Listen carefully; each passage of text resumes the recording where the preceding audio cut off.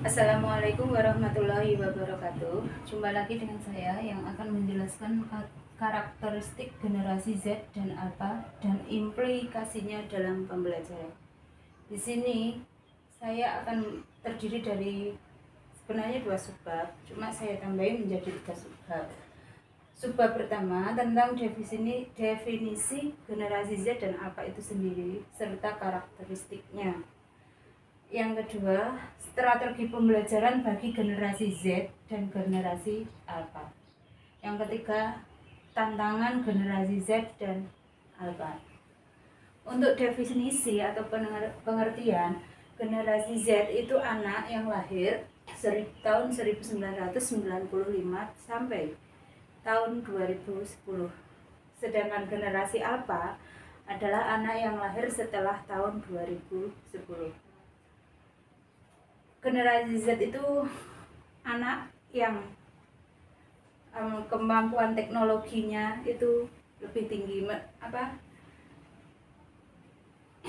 Karakteristik generasi Z dan generasi Alpha, dimana kedua generasi ini akrab dengan gawe gadget, terus pola pikirnya kritis, senang yang praktis. Karakteristiknya, kalau berkomunikasi dengan orang lain menggunakan media sosial, bisa Twitter, Facebook, IG. Intinya itu anak generasi ini canggih, lebih berkembang dengan dunia teknologi, komputer, media sosial daripada anak yang lahir sebelum tahun 1995. Saya kira hanya itu untuk karakteristik dari generasi Z maupun generasi Alpha. Intinya dua generasi ini akrab dengan gawe gadget, sering berkomunikasi menggunakan media sosial, mencurahkan perasaan di media sosial, senang yang lebih praktis, beli makanan, beli pakaian itu pakai media sosial, online. Nah, pola pikirnya kritis juga.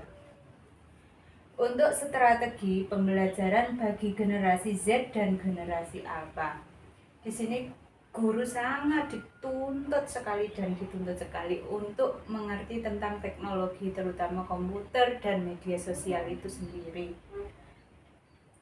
Dalam strategi pembelajaran, sebaiknya guru satu mengembangkan pengembangan HOTS, di mana dalam strategi pembelajaran itu ada pola pikir anak yang mengarah ke anak yang berpikir tingkat tinggi. Anak itu nantinya ke depan bisa menganalisis, begitu.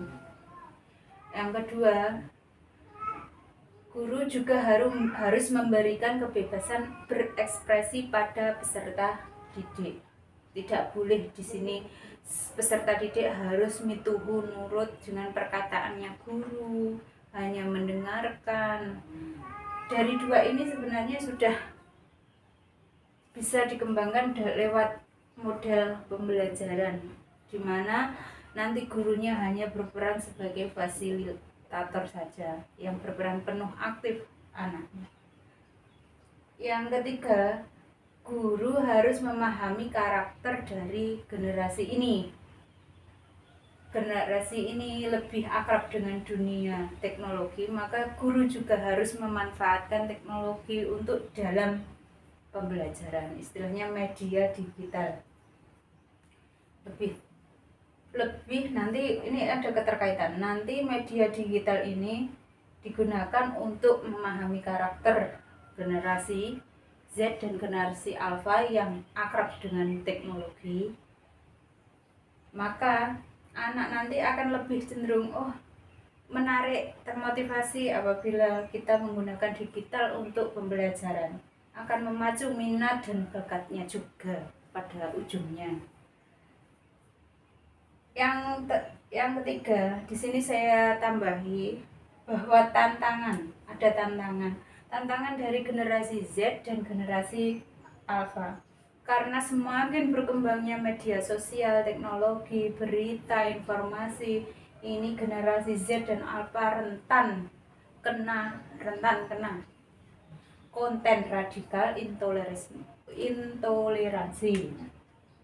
Di sini anak harus benar-benar bisa menyeleksi berita, informasi, pergaulan teman yang bisa membawa ke arah radikal atau tidak.